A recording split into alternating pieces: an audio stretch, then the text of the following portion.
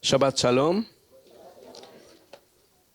Today is March 16, 2019.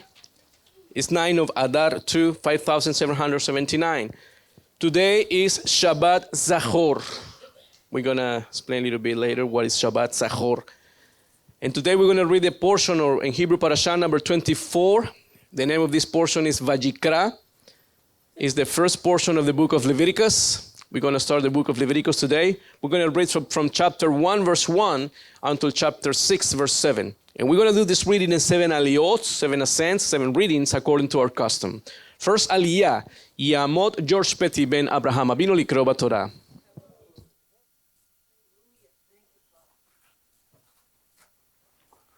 Shabbat Shalom.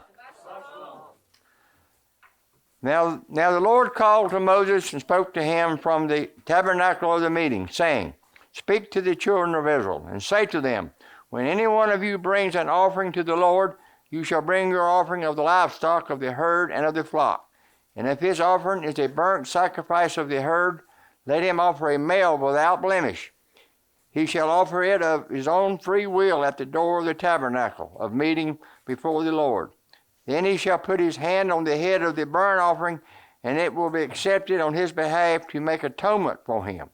He shall kill the bull before the Lord, and the priests, Aaron's sons, shall bring the blood and sprinkle the blood all around on the altar that is by the door of the tabernacle of meeting. And he shall skin the burnt offering and cut it into its pieces. The sons of Aaron, the priest, shall put fire on the altar and lay the wood in the order on the fire. Then the priest, Aaron's son, shall lay the parts, the head, and the fat in order on the wood that is on the fire upon the altar. But he shall wash its entrails and its legs with water. And the priest shall burn all on the altar as a burnt sacrifice, an offering made by fire, a sweet aroma to the Lord. If his offering is of the flocks, of the sheep, of the goats, as a burnt sacrifice, he shall bring a male without blemish. He shall kill it on the north side of the altar before the Lord and the priest and Aaron's son shall sprinkle its blood all around on the altar, and it shall cut it into its pieces with its head and its fat. And the priest shall lay them in order on the wood that is on the fire upon the altar. But he shall wash the entrails and the legs with water. Then the priest shall bring it all and burn it on the altar. It is a burnt sacrifice, an offering made by fire, a sweet aroma to the Lord. Amen. Aliyah number 2, Yamot, Mike Burns ben Abraham Abinu Likro Torah.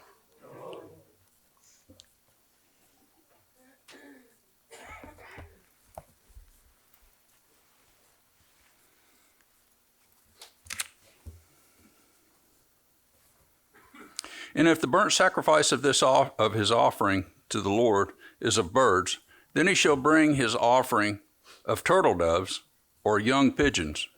The priest shall bring it to the altar, wring off its head, and burn it on the altar. Its blood shall be drained out at the side of the altar. And he shall remove its crop with its feathers and cast it beside the altar on the east side into the place for ashes. Then he shall split it at its wings, but shall not divide it completely. And the priest shall burn it on the altar, on the wood that is on the fire. It is a burnt sacrifice, an offering made by fire, a sweet aroma to the Lord. When anyone offers a grain offering to the Lord, his offering shall be of fine flour, and he shall pour oil on it, and put frankincense on it. He shall bring it to Aaron's sons, the priest, one of whom shall take from it his handful of fine flour and oil with all the frankincense. And the priest shall burn it as a memorial on the altar, an offering made by fire, a sweet aroma to the Lord. The rest of the grain offering shall be Aaron's and his sons. It is most holy of the offerings to the Lord made by fire.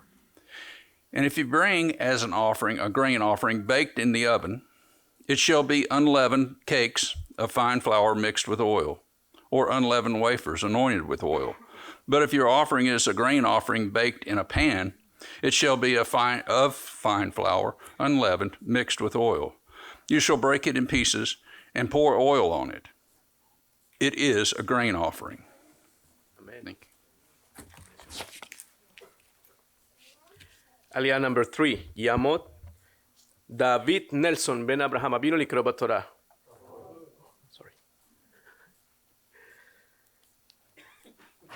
Sorry, Tony.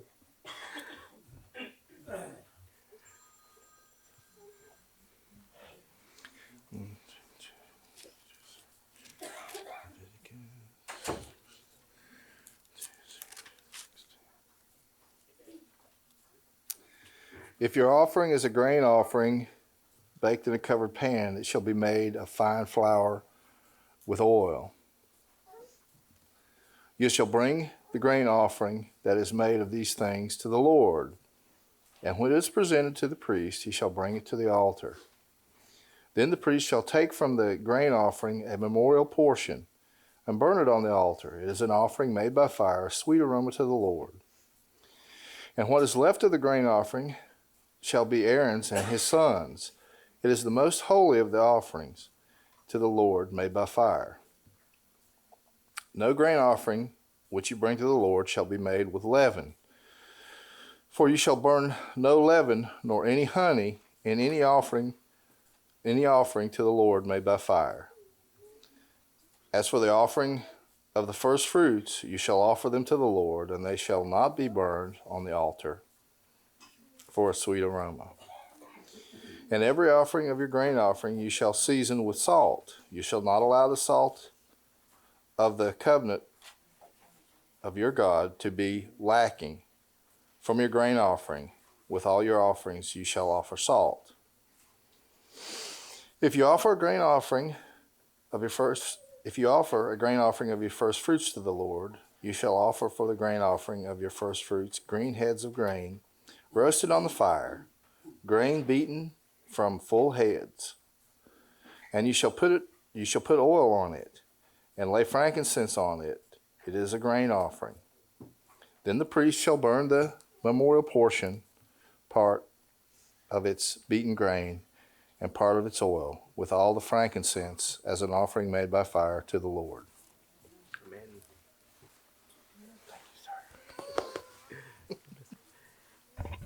Aliyah number 4, Yamot John McLean ben Abraham Avinu לקרוא בתורה.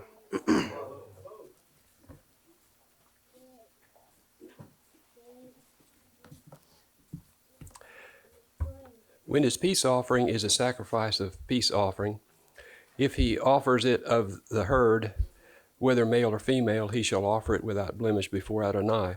And he shall lay his hand on the head of his offering and kill it at the door of the tabernacle of meeting. And Aaron's sons, the priests, shall sprinkle the blood all around the altar. Then he shall offer from the sacrifice of peace offering an offering made by fire to Adonai, the fat that covers the entrails and all the fat that is on the entrails, the 2 kidneys and the fat that is on them by the flanks, and the fatty lobe attached to the liver above the kidneys he shall remove, and Aaron's sons shall burn it on the altar upon the burnt sacrifice, which is on the wood that is on the fire, as an offering made by fire, a sweet aroma to Adonai. If his offering as a sacrifice of peace offering to Adonai is of the flock, whether male or female, he shall offer it without blemish. If he offers a lamb, he offers his offering, then he shall offer it before Adonai. And he shall lay his hand on the head of his offering and kill it before the tabernacle of meeting. And Aaron's son shall sprinkle its blood all around on the altar. Then he shall offer from the sacrifice of the peace offering as an offering made by fire to Adonai its fat and the whole fat tail, which he shall remove close to the backbone, and the fat that covers the entrails and all the fat that is on the entrails, the 2 kidneys and the fat that is on them by the flanks, and the fatty lobe attached to the liver above the kidneys he shall remove, and the priest shall burn them on the altar as food, an offering made by fire to Adonai. And if his offering is a goat, then he shall offer it before Adonai. He shall lay his hand on the head and kill it before the tabernacle of meeting, and the sons of Aaron shall sprinkle its blood all around on the altar. Then he shall offer from it his offering as an offering made by fire to Adonai. The fat that covers the entrails, and all the fat that is on the entrails, the 2 kidneys, and the fat that is on them by the flanks, and the fatty lobe attached to the liver above the kidneys he shall remove. And the priest shall burn them on the altar as food, an offering made by fire for a sweet aroma. All the fat is the Lord's. This shall be a perpetual statute throughout your generations. In all your dwellings you shall eat neither fat nor blood. Amen. Aliyah number 5. Yamot Jeremy Sarain ben Abraham Abinu likro b'Torah.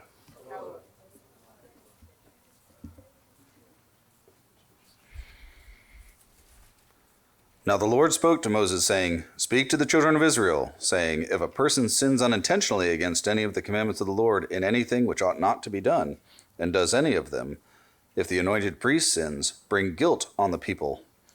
Then let him offer to the Lord for his sin which he has sinned a young bull without blemish as a sin offering. He shall bring the bull to the door of the tabernacle of meeting before the Lord, lay his hand on the bull's head, and kill the bull before the Lord. Then the anointed priest shall take some of the bull's blood and bring it to the tabernacle of meeting.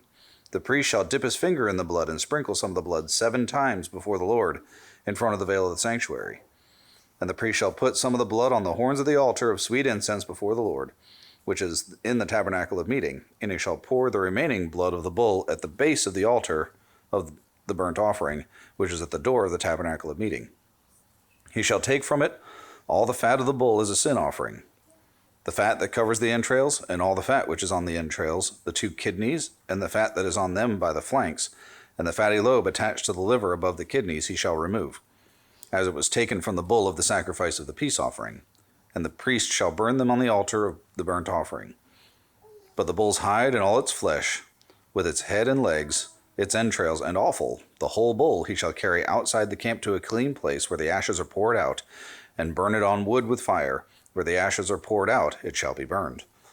Now if the whole congregation of Israel sins unintentionally, and the thing is hidden from the eyes of the assembly, and they have done something against any of the commandments of the Lord in anything which should not be done, and are guilty, when the sin which they have committed becomes known, then the assembly shall offer a young bull for the sin, and bring it before the tabernacle of meeting. And the elders of the congregation shall lay their hands on the head of the bull before the Lord. Then the bull shall be killed before the Lord. The anointed priest shall bring some of the bull's blood to the tabernacle of meeting. Then the priest shall dip his finger in the blood and sprinkle it 7 times before the Lord in front of the veil. And he shall put some of the blood on the horns of the altar, which is before the Lord, which is in the tabernacle of meeting. And he shall pour the remaining blood at the base of the altar of burnt offering, which is at the door of the tabernacle of meeting. He shall take all the fat from it and burn it on the altar. And he shall do with the bull as he did with the bull as a sin offering. Thus he shall do with it. So the priest shall make atonement for them, and it shall be forgiven them. Then he shall carry the bull outside the camp and burn it as he burned the first bull. It is a sin offering for the assembly. When a ruler has sinned and done something unintentionally against any of the commandments of the Lord his God in anything which should not be done, and is guilty if his sin which he has committed comes to his knowledge, he shall bring as his offering a kid of the goats, a male without blemish. And he shall lay his hand on the head of the goat, and kill it at the place where they killed the burnt offering before the Lord. It is a sin offering. The priest shall take some of the blood of the sin offering with his finger, put it on the horns of the altar of burnt offering, and pour its blood at the base of the altar of burnt offering. And he shall burn all of its fat on the altar, like the fat of the sacrifice of the peace offering. So the priest shall make atonement for him concerning his sin, and it shall be forgiven him. Aliyah number 6. Yamot al-Wizin ben Abraham Abinu likro b'Torah.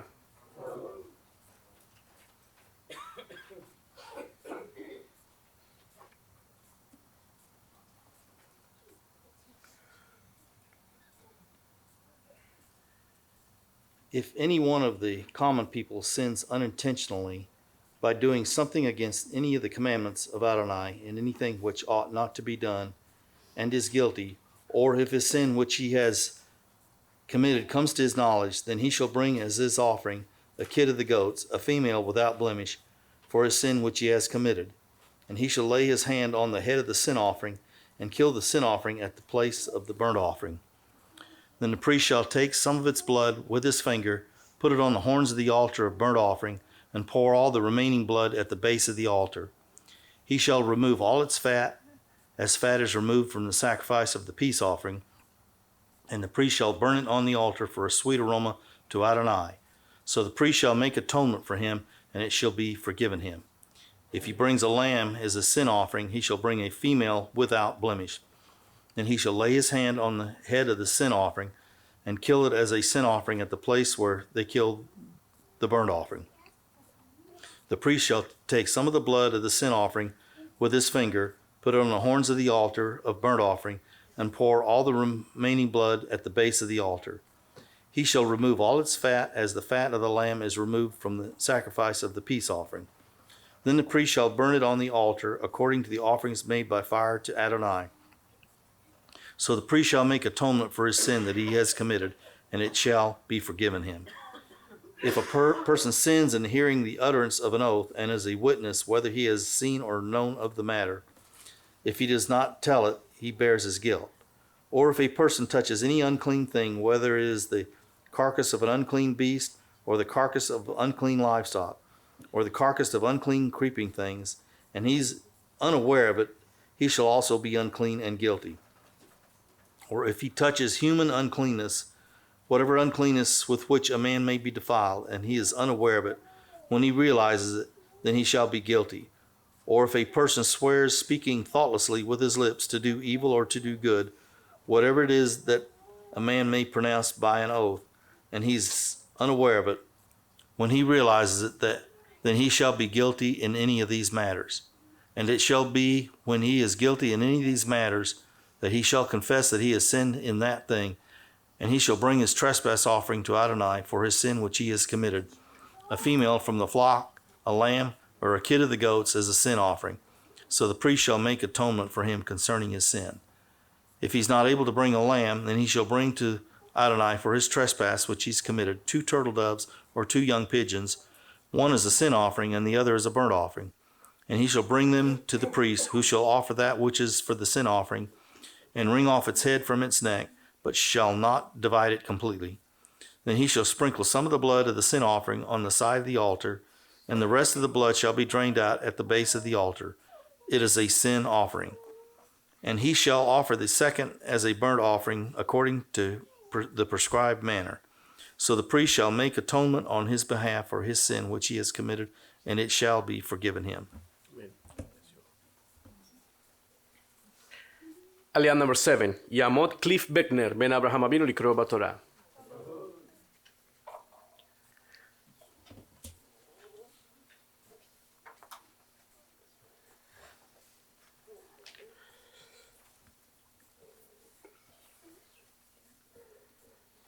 But if he is not able to bring 2 turtle doves or 2 young pigeons, then he who sins shall bring for his offering 1/10 of an ephah of fine flour as a sin offering. He shall put no oil on it, nor shall he put frankincense on it, for it is a sin offering. Then he shall bring it to the priest, and the priest shall take his handful of it as a memorial portion, and burn it on the altar according to the offerings made by fire to the Lord. It is a sin offering. The priest shall make atonement for him, for his sin that he has committed in any of these matters, and it shall be forgiven him. The rest shall be the priest as a grain offering. Then the Lord spoke to Moses, saying, If a person commits a trespass and sins unintentionally in regard to the holy things of the Lord, then he shall bring to the Lord as his trespass offering a ram without blemish from the flocks, with your valuation in shekels of silver according to the shekel of the sanctuary, as a trespass offering. And he shall make restitution for the harm that he has done in regard to the holy thing, and shall add 1/5 to it, and give it to the priest. So the priest shall make atonement for him with the ram of the trespass offering, and it shall be forgiven him. If a person sins and commits any of these things which are forbidden to be done by the commandments of the Lord, though he does not know it, yet he is guilty and shall bear his iniquity. And he shall bring to the priest a ram without blemish from the flock, with your valuation as a trespass offering.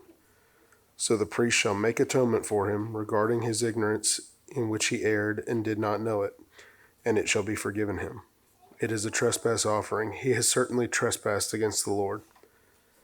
And the Lord spoke to Moses, saying, if a person sins and commits a trespass against the Lord by lying to his neighbor about what was delivered to him for safekeeping, or about a pledge, or about a robbery, or if he is extorted from his neighbor, or if he has found what was lost and lies concerning it, and swears falsely in any of these things that a man may do in which he sins, then it shall be, because he has sinned and is guilty, that he shall restore what he has stolen, or the thing which has been extorted, or what was delivered to him for safekeeping, or the lost thing which he found, or all that about which he has sworn falsely. He shall restore its full value, add 1/5 more to it, and give it to whomever it belongs, on the day of his trespass offering. And he shall bring his trespass offering to the Lord, a ram without blemish from the flock, with your valuation as a trespass offering to the priest.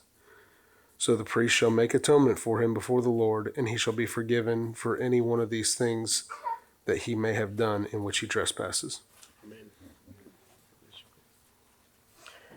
Reading of the Maftir. יעמוד קריס למון, בן אברהם אבינו לקרוא בתורה.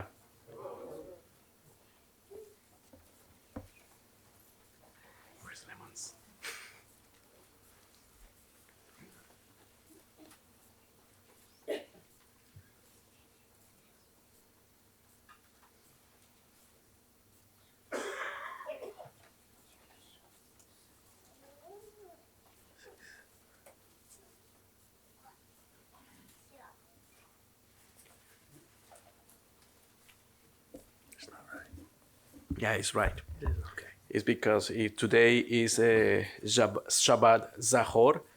Shabbat Zachor is the Shabbat that comes before Purim. Shabbat Zachor, means remember. It's because this commandment that we find here in Deuteronomy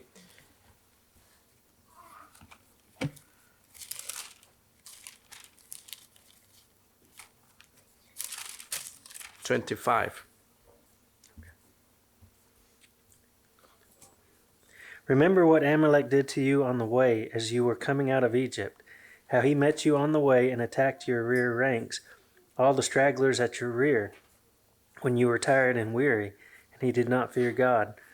Therefore it shall be, when the Lord your God has given you rest from your enemies all around in the land which the Lord your God is giving you to possess as an inheritance, that you will blot out the remembrance of Amalek from under heaven. You shall not forget. That's the commandment. And because Haman is a descendant from Amalek and also from the king of the reading of the Haftarah, that's why we read this Haftarah, the king that Shaul left alive. So the reading of the Haftarah.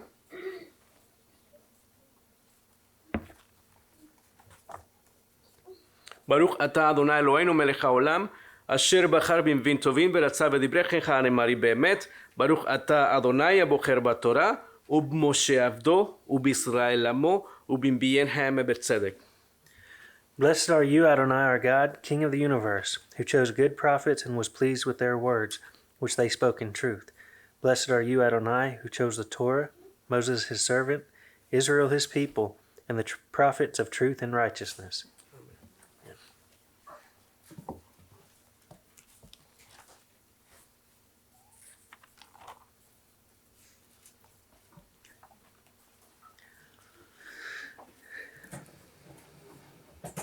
First Samuel 15:1-34. Samuel also said to Saul, The Lord sent me to anoint you king over his people, over Israel. Now therefore heed the voice of the words of the Lord. Thus says the Lord of hosts, I will punish Amalek for what he did to Israel, how he ambushed him on the way when he came up from Egypt. Now go and attack Amalek, and utterly destroy all that they have, and do not spare them, but kill both man and woman, infant and nursing child, ox and sheep, camel and donkey. So Saul gathered the people together and numbered them in Telaim, 200,000 foot soldiers and 10,000 men of Judah. And Saul came to the city of Amalek and lay in wait in the valley. Then Saul said to the Kenites, Go, depart, get down from among the Amalekites, lest I destroy you with them. For you showed kindness to all the children of Israel when they came out of Egypt. So the Kenites departed from among the Amalekites. And Saul attacked the Amalekites, from Havilah all the way to Shur, which is east of Egypt. He also took Agag, king of the Amalekites, alive, and utterly destroyed all the people with the edge of the sword. But Saul and the people spared Agag, and the best of the sheep, the oxen, the fatlings, the lambs, and all that was good, and were unwilling to utterly destroy them. But everything despised and worthless, that they utterly destroyed. Now the word of the Lord came to Samuel, saying, I greatly regret that I have set up Saul as king, for he has turned back from following me, and has not performed my commandments. And it grieved Saul, and he cried out to the Lord all night. So when Samuel rose early in the morning to meet Saul, it was told Samuel, saying, Saul went up to Carmel, and indeed he set up a monument for himself, and he has gone on around and passed by, and gone down to Gilgal. And Samuel went to Saul, and Saul said to him, Blessed are you of the Lord. I have performed the commandment of the Lord. But Samuel said, What this is the bleating of the sheep in my ears, and the lowing of the oxen which I hear? And Saul said, They have brought them back from the Amalekites, for the people spared the best of the sheep and the oxen to sacrifice to the Lord your God, and the rest we have utterly destroyed. Then Samuel said to Saul, Be quiet, and I will tell you what the Lord said to me last night. And he said to him, Speak on. Samuel said, When you were little in your own eyes, were you not head of the tribes of Israel? And did not the Lord anoint you king over Israel? Now the Lord sent you on a mission and said, Go and utterly destroy the sinners, the Amalekites, and fight against them until they are consumed. Why then did you not obey the voice of the Lord? Why did you swoop down on the spoil and do evil in the sight of the Lord? And Saul said to Samuel, But I have obeyed the voice of the Lord, and gone on the mission on which the Lord sent me. And I brought back king of Agag, king of the Amalek, and I have utterly destroyed the Amalekites. But the people took of the plunder, sheep and oxen, and the best of the things which should have been utterly destroyed, to sacrifice to the Lord your God in Gilgal. So Samuel said, Has the Lord as great a delight in burnt offerings and sacrifices as in obeying the voice of the Lord? Behold, to obey is better than sacrifice, and to heed than the fat of rams. For rebellion is as the sin of witchcraft, and stubbornness is as iniquity and idolatry. Because you have rejected the word of the Lord, he also has rejected you from being king. And Saul said to Samuel, I have sinned, for I have transgressed the commandment of the Lord, and your words, because I feared the people and obeyed their voice. Now therefore please pardon my sin, and return with me, that I may worship the Lord. But Samuel said to Saul, I will not return with you, for you have rejected the word of the Lord, and the Lord has rejected you from being king over Israel. And as Samuel turned around to go away, Saul seized the edge of his robe, and it tore. So Samuel said to him, The Lord has torn the kingdom of Israel from you today, and has given it to a neighbor of yours who is better than you. And also the strength of Israel will not lie nor relent, for he is not a man that he should relent. Then he said, I have sinned, yet honor me now, please, before the elders of my people and before Israel, and return with me, that I may worship the Lord your God. So Samuel turned back after Saul, and Saul worshipped the Lord. Then Samuel said, Bring Agag, king of the Amalekites, here to me. So Agag came to him cautiously, and Agag said, Surely the bitterness of death is past. But Samuel said, As your sword has made women childless, so shall your mother be childless among women. And Samuel hacked Agag into pieces before the Lord in Gilgal. Then Samuel went to Ramah, and Saul went up to his house at Gibeah of Saul. Amen. Amen. Reading the Apostolic Scriptures. Yamot Teresa Vinin, Batsara Imenu Likroba Brita Dasha.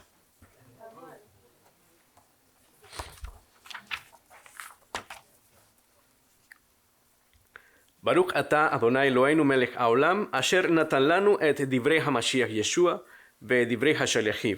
ברוך אתה, אדוני, נותן את דברי המשיח ישוע. Blessed are you, Adonai our God, King of the universe, who gave to us the words of Messiah Yeshua and the words of his apostles. Blessed are you, Adonai, giver of the words of Messiah Yeshua.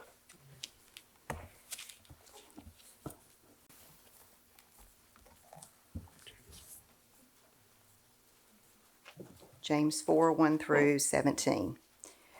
Where do wars and fights come from among you? Do they not come from your desires for pleasure that war in your members? You lust and do not have. You murder and covet and cannot obtain. You fight and war, yet you do not have enough because you do not ask. You ask and do not receive because you ask amiss, that you may spend it on your pleasures.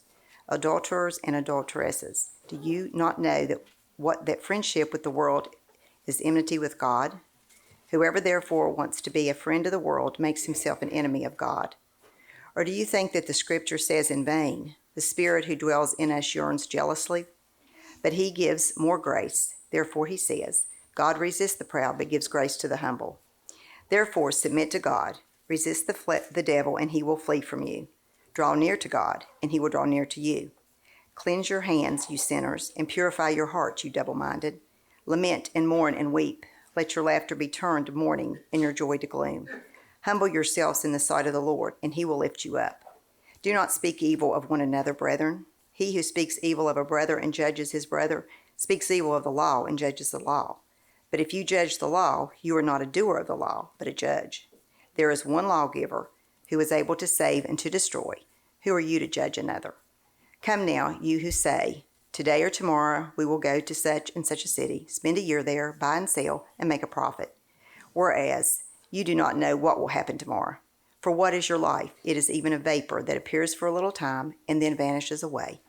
Instead, you ought to say, if the Lord wills, we shall live and do this or that.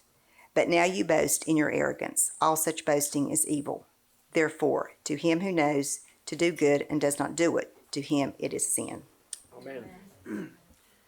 Well, the Parashah reading this week is entitled Vayikra, which means, and he called, as in, and Adonai called to Moses and spoke to him out of the tabernacle of the congregation, saying, speak to the sons of Israel and say to them, if any one of you brings an offering to Adonai, you shall bring your offering of the cattle, of the herd, and of the flock. Vayikra is also the Hebrew name for Leviticus. It's located in the very middle of the Torah. The greatest aversion to this book lies in all of the bloody sacrifices that we find in this book. However, we must realize that our God chose to be worshiped through animal sacrifices and actually took pleasure in them.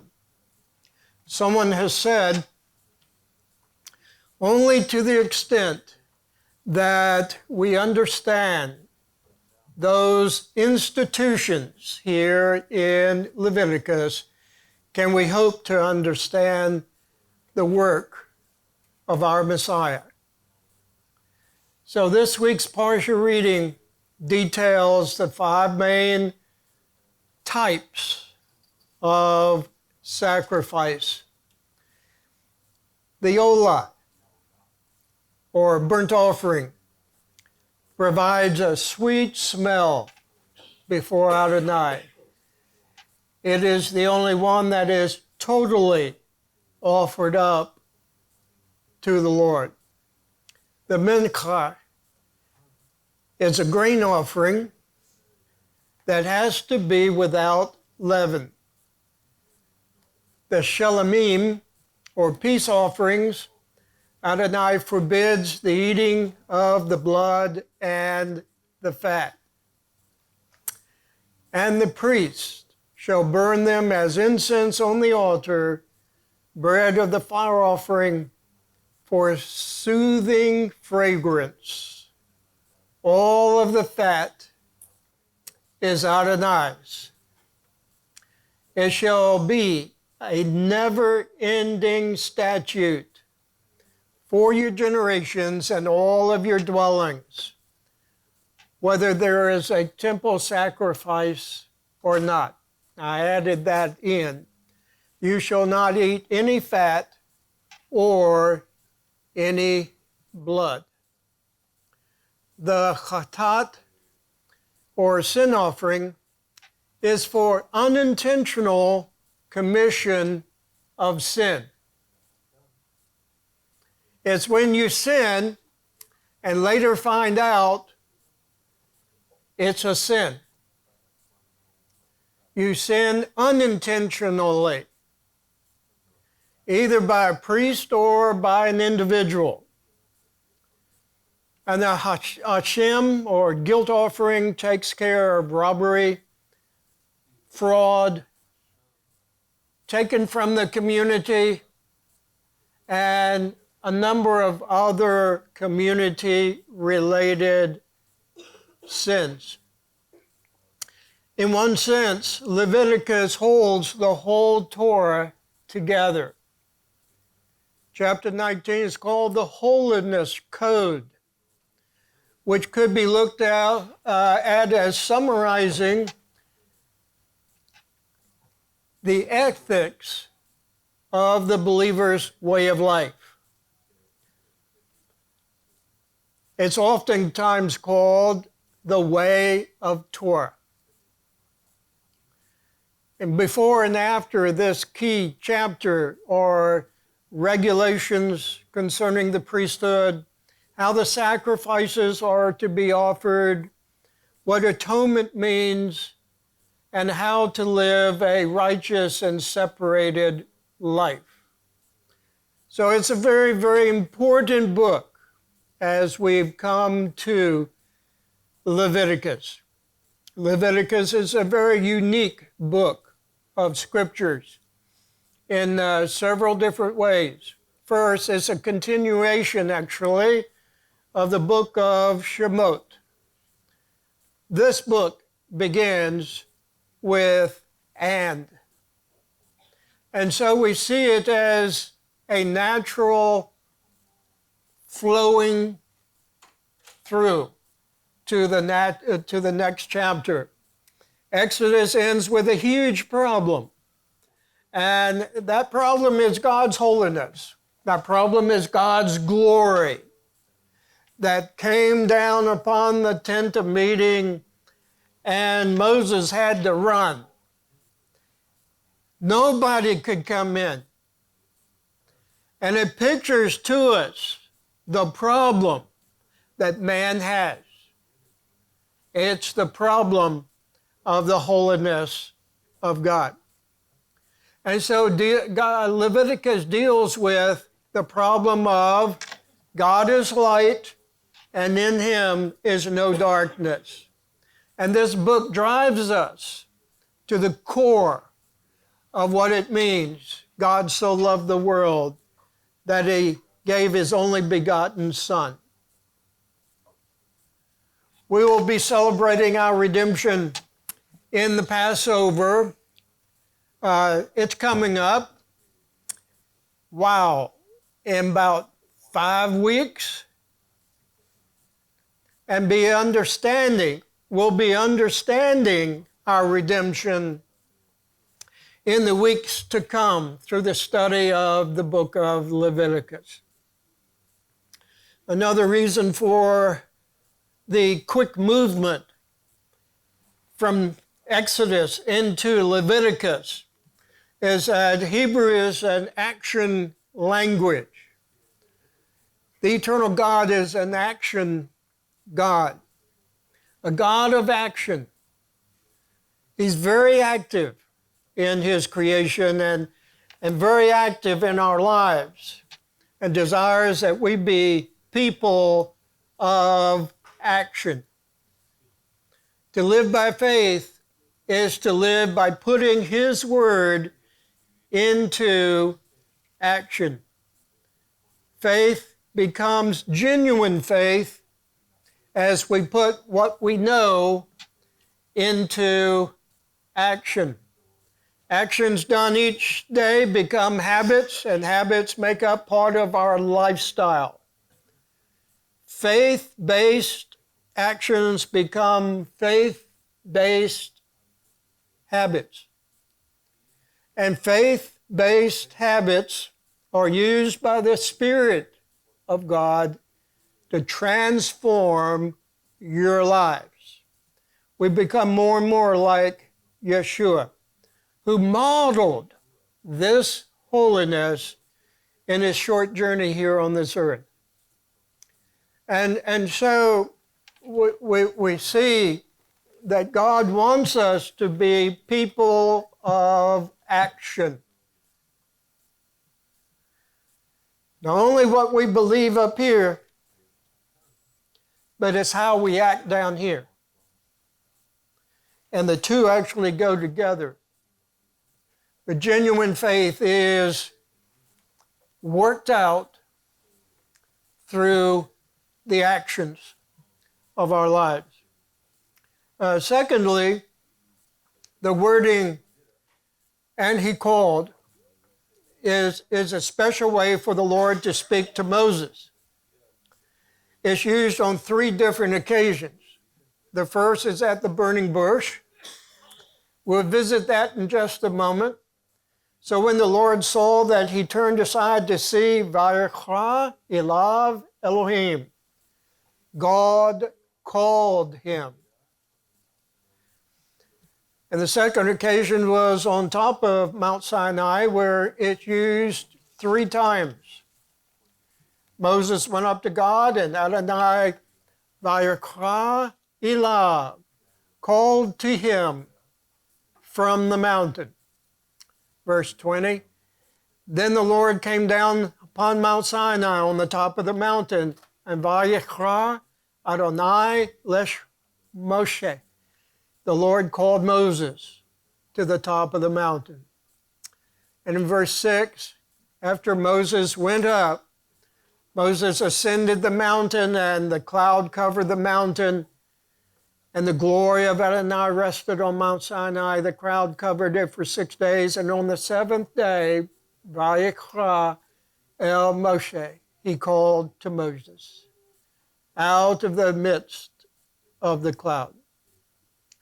The third occasion is here in Leviticus chapter 1, verse 1. Now the Lord called to Moses and spoke to him from the tabernacle of meeting.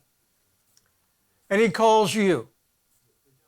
He calls you as well.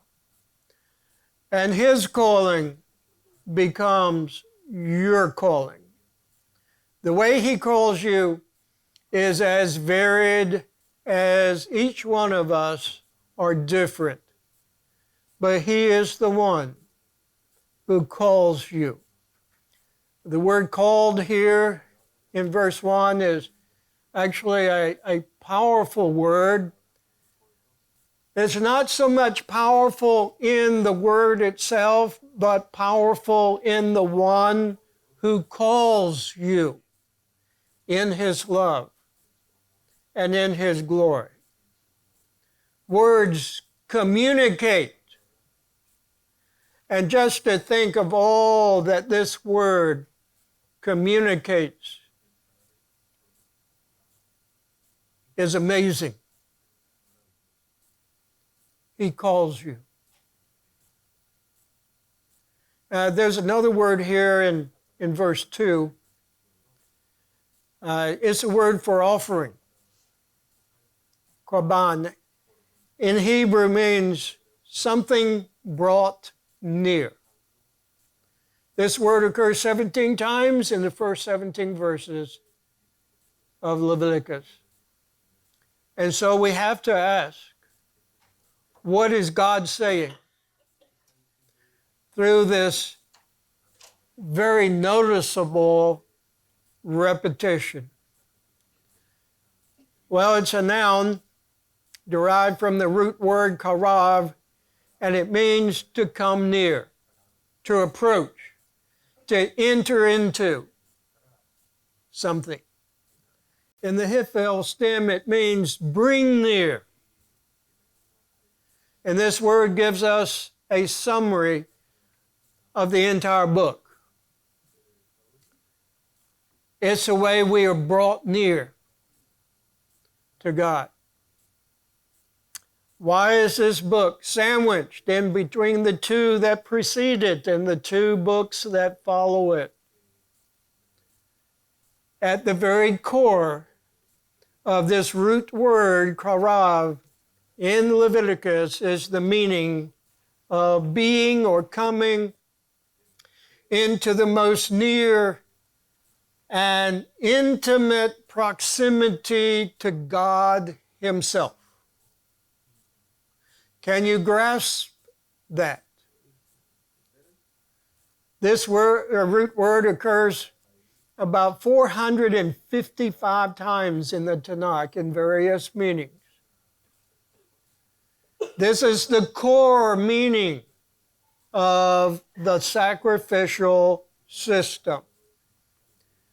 The sacrificial system is a way to draw near to God. In all of God's relationship to Moses, God is still awesome and wondrous in all of His splendor. In fact, God is overwhelming. So in addition to teaching us the believer's way of life, Leviticus teaches us about our Creator, the holiness of God, and how to draw near to our holy God. It's interesting to hear God's words to Moses in Exodus chapter 3 and verse 5. At the burning bush, God says, do not draw near this place.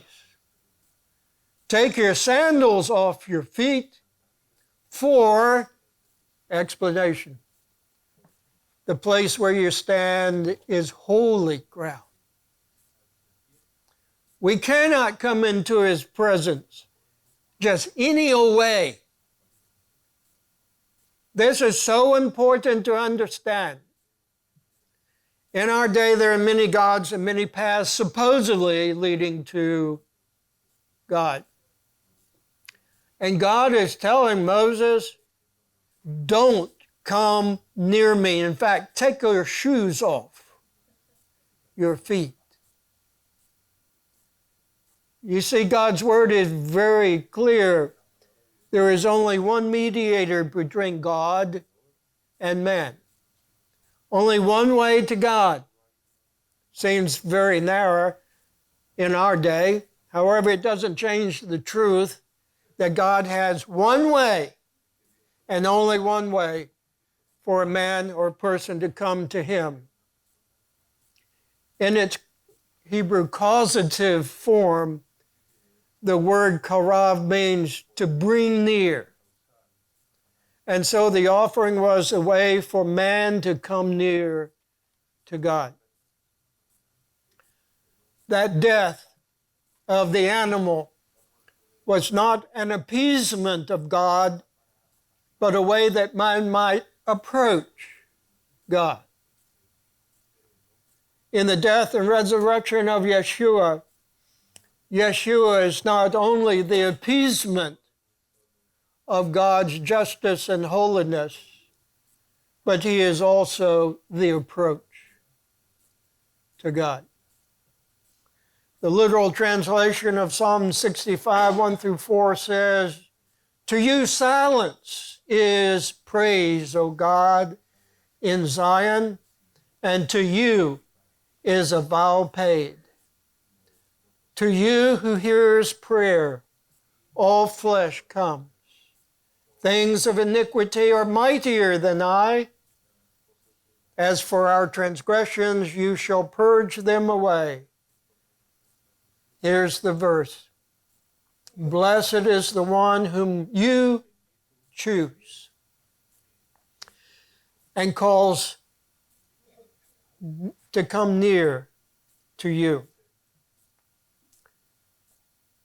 He shall dwell in your courts. He shall be satisfied with the goodness of your house and of your holy temple. And in our redemption, we have to always start with God. It's God who has chosen us in Messiah Yeshua before the foundations of the earth. It is He who begins to work within us, to draw us to Himself. And He uses so many things to accomplish His will. We wonder about our circumstances, and we say, why me, Lord? Why me? We don't rightly understand the circumstances that we go through. We begin to have feelings about God. Maybe God's not fair.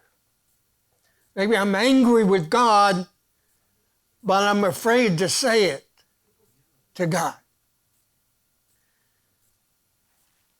And so, wisdom is oftentimes being able to understand the circumstances from God's point of view. Not from my point of view, but to understand that all things work together for good in order for us to, the next verse tells us why, for us to be transformed to His image, to become more like Him. And so wisdom is understanding the things of this life in God's point of view and what God is wanting to accomplish in your life and in my life. Prophet Isaiah has an exhortation for each one of us in 55:6 says, "Seek Adonai while He may be found. Call on Him while He is near." This Hebrew word for seek is darash, and here it's in its stronger meaning. To seek the Lord is to press into fellowship with the Lord. To seek the Lord is to direct your whole self into fellowship with the Lord. And the main element here in seeking Him is calling upon Him.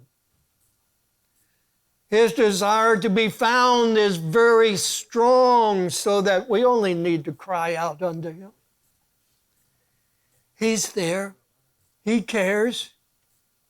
He will see you through the situations of this life, see you through the pain, the hurt, see you through it.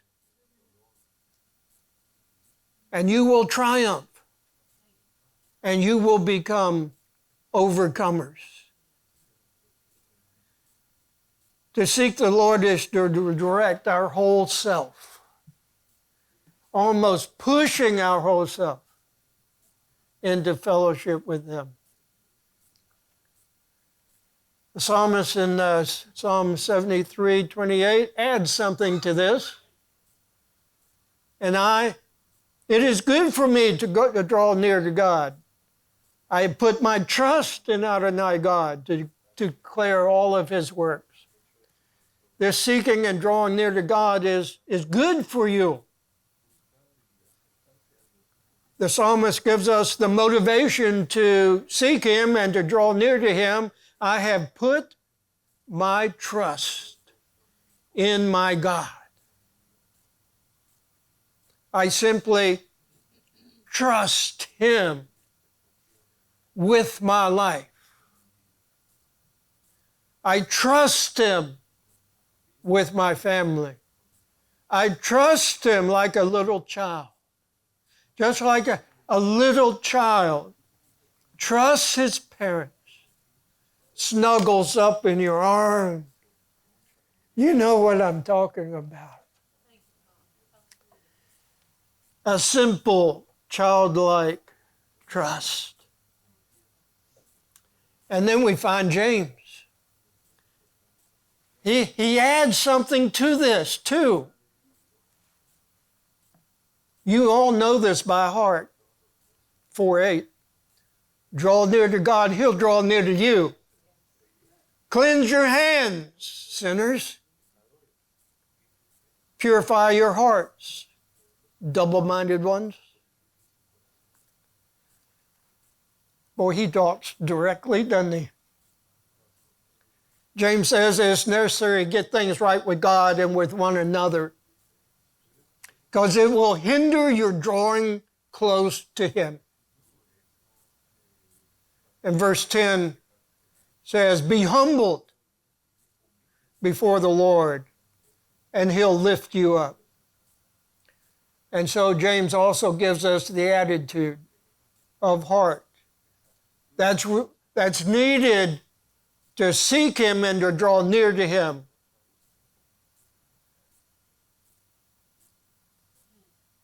Cleanse your hands. Purify your heart. Be humbled before the Lord, like a little child. Just like a little child, so innocent, so pure, so trusting. And Hebrews 10:2 puts it all together for us this morning, where it says, let us draw near with a true heart and full assurance of trust, having our hearts sprinkled from an evil conscience, keeping things right with God, keeping things right with one another, and our bodies being washed with pure water. Drawing near to God just doesn't happen. Drawing near to God is intentional. And it requires us intentionally press in to Him who loves you with a pure love beyond anything that you can ever imagine, who dwells in pure light, who is the Eternal One. Blessed be His name. Don't be satisfied with where you're at now, but press on to know Him. Press in. It's good for you.